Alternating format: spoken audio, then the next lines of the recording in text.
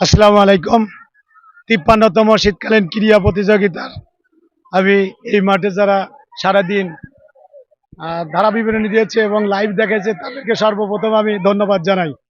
আসলে আমাদের এরকম একটি খেলা তারা সারাদিন কষ্ট করে ধারা বিবরণী দেওয়ার জন্য এই শীতকালীন ক্রীড়া কমিটির পক্ষ থেকে তাদেরকে আবারও ধন্যবাদ জানাচ্ছি। আজকে যে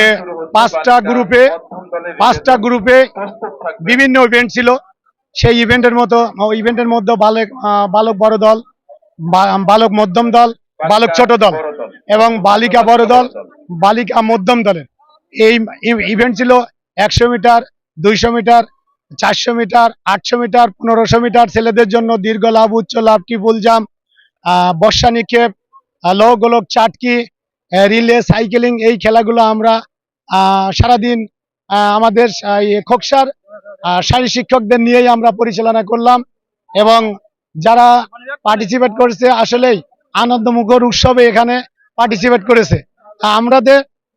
আমি আরো বলতে চাই যে আগামীতে আরো এই খেলাকে সবাই উৎফুল্লভাবে নিয়ে এখানে আরো বেশি প্রতিযোগী হবে।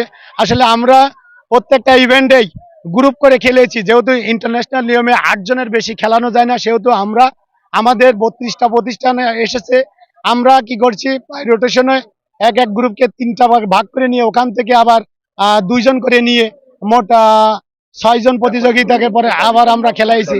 এইভাবে সারাদিন আমরা প্রত্যেকটা ইভেন্টেই আমরা তাদেরকে যাতে সুষ্ঠুভাবে তারা অংশগ্রহণ করতে পারে, কোনো জটলা না হয়, সেই ক্ষেত্রেই আমরা এই কথা চিন্তা করেই আমরা গ্রুপ করে খেলেছি। ধন্যবাদ সবাইকে।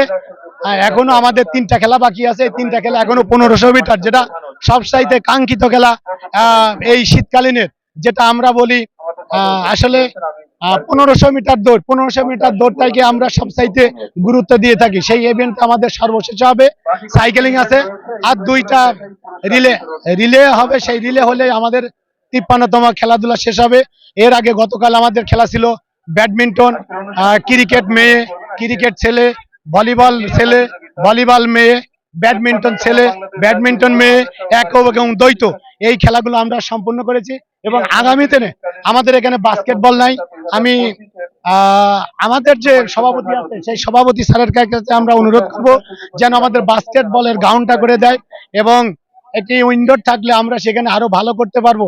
আমরা জেলাতে গত বছর ন্যাশনালে আমাদের খোকসা থেকে খোকসা খুলনা অঞ্চলে একাধিক প্লেয়ার খেলেছে, তার মধ্যে ন্যাশনালে আমাদের একটি খেলোয়াড় খেলেছে, সে নাম হচ্ছে কেয়া, এবং খাজা হারুনুর রশিদ, দীপু 3টা গোল মেরেছিল কলকাকাগুলি মাধ্যমিক বিদ্যালয় থেকে। আমি সবাইকে ধন্যবাদ জানিয়ে আজকের মতো শেষ করছি। ধন্যবাদ। জি, কুষ্টিয়ায় খেলতে হবে, প্রথম এবং দ্বিতীয় কুষ্টিয়ায় খেলবে, একক খেলায়, অ্যাথলেটিক্স খেলায়, আর দলগত খেলায় শুধু চ্যাম্পিয়ন দল কুষ্টিয়ায় খেলবে। কুষ্টিয়ায় খেলার পরে ওখান থেকে জয়ী হওয়ার পরে খুলনা উপ অঞ্চলে খেলবে, উপ অঞ্চলেতে জয় হওয়ার পরে প্রথম এবং দ্বিতীয় অঞ্চলে খেলবে। সেই অঞ্চল হলো বরিশাল বিভাগ এবং খুলনা বিভাগ, এই দুটা মিলে হলো বরিশাল খুলনা অঞ্চল, গোলাপ অঞ্চল হয়। এই গোলাপ অঞ্চলে জিতার পরে ন্যাশনালে 8টি পর্যায় থেকে ওখানে খেলা হয়। স্যার আপনাকে তো দর্শক ইতিমধ্যে দেখতে পাচ্ছেন খোকসা জানিপুর সরকারি মাধ্যমিক বিদ্যালয় সকাল থেকে কিন্তু আমরা দেখেছি যে ৫৩তম যে শীতকালীন জাতীয় ক্রীড়া প্রতিযোগিতা ২০২৫-এর যে খেলা, সেই খেলাটি অনুষ্ঠিত হয়েছে। বিস্তারিত দেখাচ্ছে সরাসরি বিটিভি লাইভ থেকে যুক্ত ছিলাম খোকসা জানিপুর সরকারি মাধ্যমিক বিদ্যালয় চত্বর থেকে মোহাম্মদ হাফিজুল ইসলাম বকুল, বিটিভি নিউজ, খোকসা, কুষ্টিয়া।